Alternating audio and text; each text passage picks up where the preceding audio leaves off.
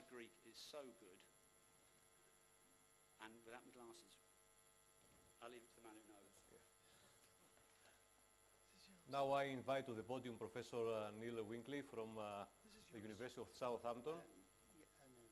Professor Wrigley is also the editor of the Journal of Economic Geography, because geography is very closely connected with retailing, and his presentation is about the response of the UK retail sector to the global economic crisis.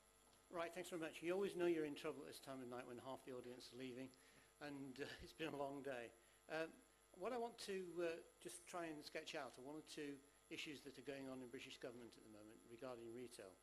And so I was going to do quite a long presentation, academic type presentation, on UK high streets, but I'm going to tear all that up now, because I think what you really want to ask me is questions about my involvement with firms and what's going on in policy. But just let me sketch out. The lady from the IMF said that retail wasn't of interest, but in terms of Britain coming out of the global economic crisis, retail is of very great interest. In fact, retail is one of the sectors identified by British government as the key to propelling growth. And what they have in mind, of course, is selling British retail abroad in the way that Tesco is in 12 countries. And so it's very important to us. But underlying that, that's what the big firms are doing. Underlying that, the small and medium-sized enterprises, and particularly UK high streets, have a problem all of their own. And that's what I wanted to talk about. What happened in the UK is a pale reflection of what we heard about this afternoon. But essentially, what happened was that UK consumer confidence collapsed about 12 months after, well, 6 to 12 months after the global economic crisis. And this really, this steep fall in consumer confidence in late 2007, 2008 was a big problem.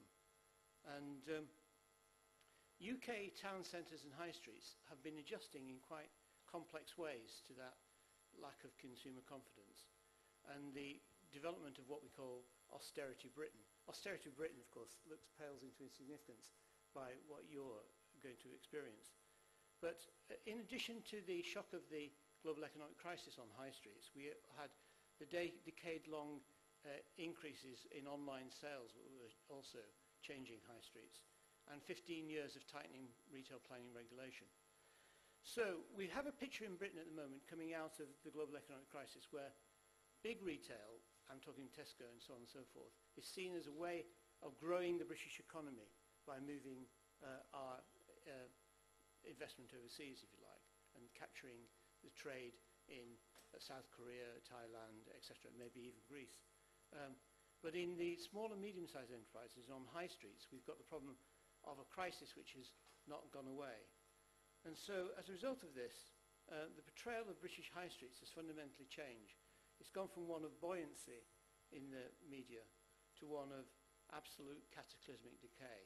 So we've got a picture of change which has been brought out by the media. And what we have now is a picture that high streets around the UK are dying despite the success of our big firms, and that this is the typical pattern. As a result of that, government of, sorry, I should just say, this is reflected in the view that we're going to face a decade of high street gloom, and retail at that level is going to have real problems. So as a result of that, the government decided to appoint a TV personality, Mary Portas, what we call the Queen of Shops. Has anyone heard of that? To run an independent inquiry into the high street. And the inquiry was launched on the 17th of May. And she's going to travel around the UK and report to ministers in the autumn about what action is needed to save our high streets. And her view is that that action has never been, the need for that action has never been starker. However, my job as an academic, and I'm totally the opposite of Neil, I've never worked in the real world. I've always been a prince of academia, if you like, and therefore I've never had to rub in my hands with that. But my job is, in terms of retailing, has been to try and convince the big retailers in the UK not to worry about academic research, try and embrace an evidence-based culture, and let the truth, if you like, in this, as much as you can really say it's the truth, come out. So when I was faced with the Mary Portas inquiry, my questions were, to what extent does the available evidence support the view of the government on this?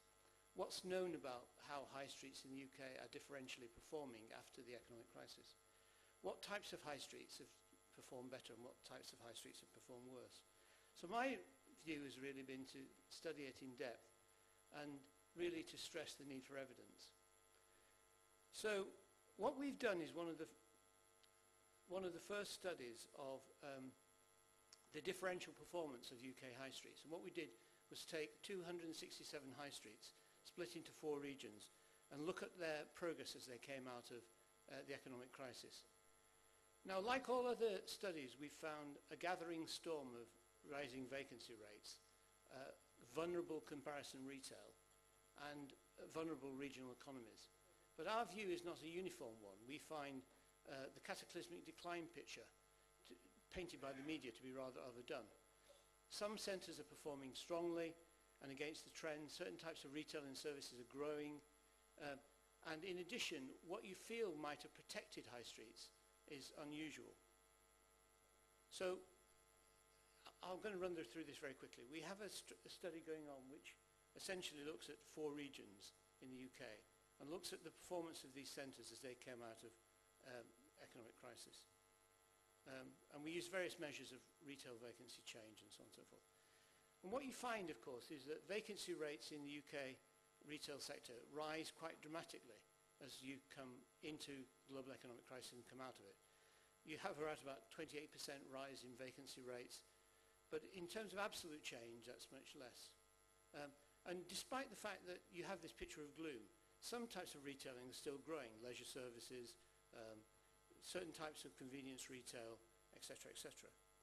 And so if you look in more detail at the types of retail, this is comparison retail, you find that not only do you have, if you like, household discounters like the pound shops growing, but you have telephone shops and etc., etc. And in parts of the UK, you have the trend that was noted in the early 1990s of certain types of what you might call artisanal retailers still growing. So it's not a uniform picture. Parts of the country are growing their specialist retailers. Some other parts of the country are growing their discount retailers, etc., etc. And above this, you have some very surprising things. Convenience retail has continued to grow despite what you might feel. And it's not just the large retailers moving into the sector, but it's independent stores that are continuing to rise. So take a look at the black bar 3 from the left. You'll see that independent convenience stores are rising quite strongly and have continued to rise throughout the last decade. Leisure services are growing, so British retail high streets have more restaurants and cafes, they have more nail bars. In a sense, you know, leisure has been replacing retail. But what we also did was to take a look, and you probably don't want to know this, at a more detailed statistical analysis of what was going on in these centres over the last period. And essentially what we did is to compare what went on in 2006 and 7 against what went on in 2007-8 coming out of the recession. I'll leave that. Now, what you've got to understand is not all retail vacancy is bad. You need a certain degree of turnover to keep healthy high streets. It's just when the retail turns, when you get long-term structural decline in centres that you've got problems. And so we fitted standard models, etc., etc. And basically these were the findings. If your centre was smaller, if you were located in southern Britain rather than northern Britain, you did quite well coming out of the recession. If you had a large and diverse independent sector going into the economic crisis, that protected you. But in addition to being protected by a diverse ecological structure, if you like, of small and medium-sized enterprises, you also did well if you were subject to corporate food store entry. So strangely, these two things both protected, both a diverse, small and independent retail sector and a investment by corporate food stores.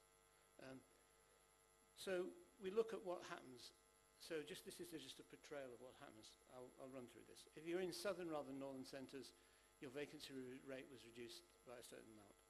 If you were in smaller rather than larger centres, your vacancy rate was reduced by a certain amount. Being in a diverse centre helped you.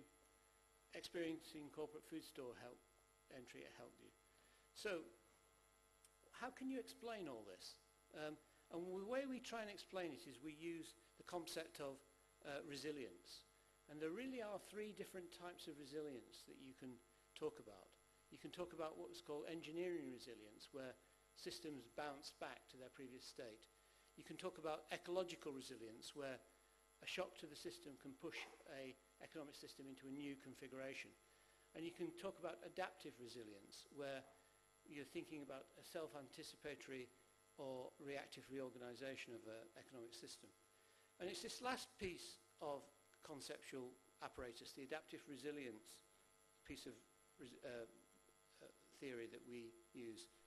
Essentially what we try and argue in a paper which you can look at if you want, and which the government have been using quite a lot, is that what we're seeing is the emergence of adaptively resilient high streets, which are not in their previous configuration, but are emerging not to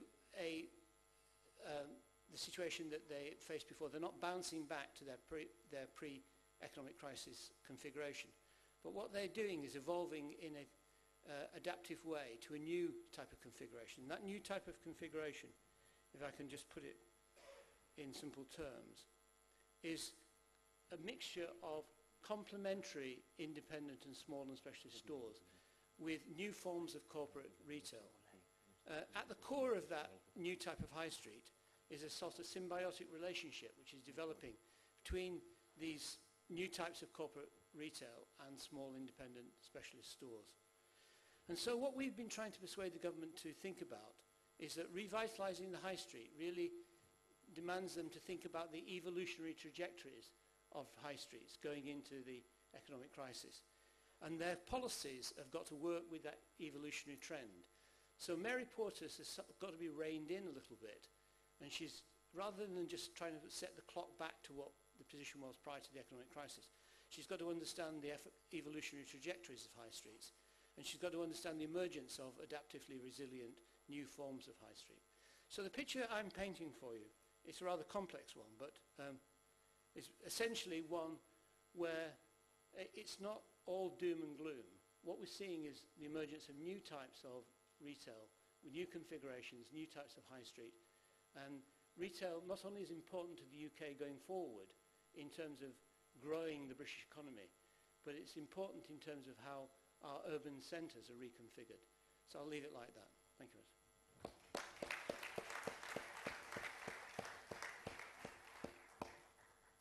Ευχαριστούμε πολύ τον καθηγητή Wrigley και τώρα καλούμε στο βήμα τον κύριο Γιάννη Κασιμάτη, Γενικό Διευθυντή της MacArthur Glen Greece.